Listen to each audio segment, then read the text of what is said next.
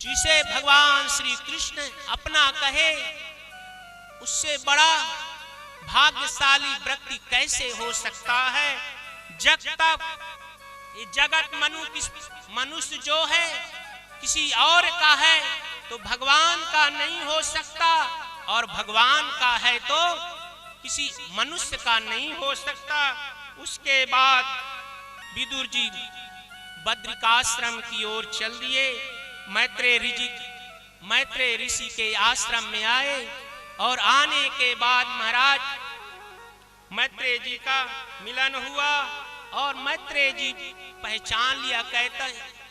महाराज कहते हैं कि आप साधारण व्यक्ति नहीं हो, आप तो यमदूत होते।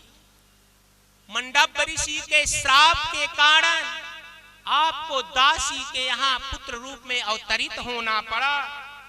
और महाराज एक बार की कथा आती है, कुछ चोर जो थे एक राजा के यहाँ से चोरी करके धन जो है लेके भाग रहे थे, और उसके बाद महाराज जो है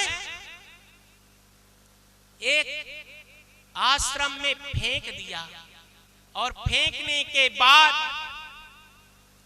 महाराज राजा के सैनिक आए और देखा तो आश्रम में राजा का धन था। तो महाराज राजा के जो सैनिक के समझ गए संत ने ही चोरी की है, और मंडप ऋषि को राजा के समक्ष ले गए। ले जाने के बाद राजा ने सूली पे चढ़ाया, मगर मंडप ऋषि वहीं पे गायत्री मंत्र का जाप करने लगे, और महाराज सूली भी जो है टेढ़ी हो गई। और राजा ने देखा, प्रार्थना करने लगा कि मुनि क्षमा करो, मुनिवर क्षमा करो। तो महाराज मंडप ऋषि कहते हैं, राजन मैं तुझे तो क्षमा कर दूंगा, मगर इस यमदूत से पूछूंगा कि ये जो सूली पे चढ़ने की सजा क्यों मिली मुझे। आज तक मैंने महाराज कोई पाप नहीं किया है, तो सजा किसकी।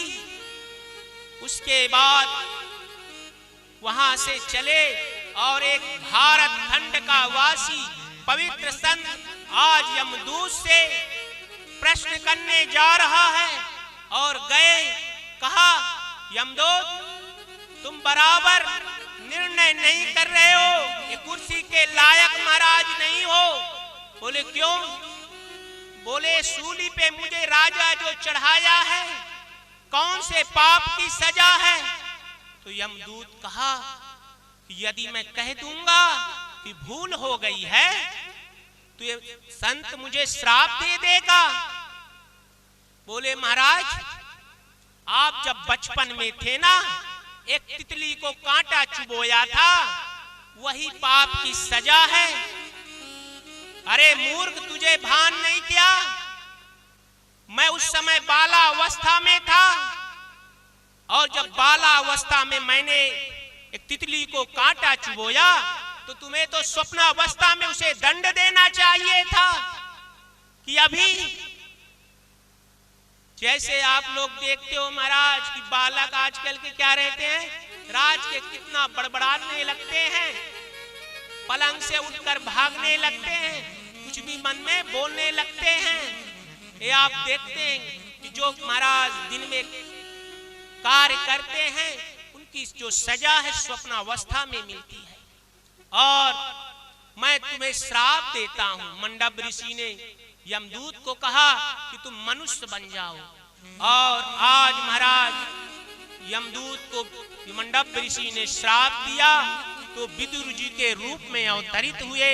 बोलिए भक्तवत्सल भगवान की जय, बोले कृष्ण कन्हैया लाल की जय।